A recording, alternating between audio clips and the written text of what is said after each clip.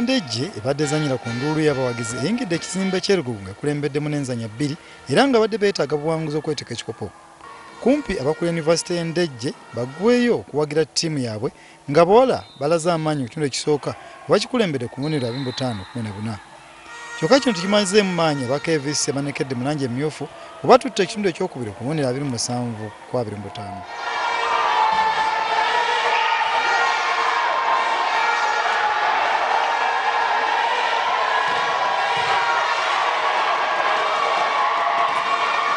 Ono KVC yeyongeddemu amaanyi bwe batutte ekitundu ekyokusatu ku mubonero 25-11 wabula amaanyi gabaweddemu.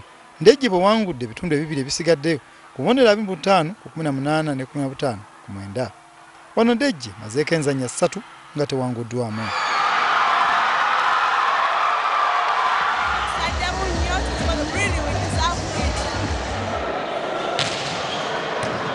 Mu nzanya z'abasajja Nkumba yawangula ekikopo ky'omwaka oguyise ebintu bigitabukidde bwekubiddwa ne Stars ku bukuba 3-2 mu luzannya lw'okufa n'okuwona.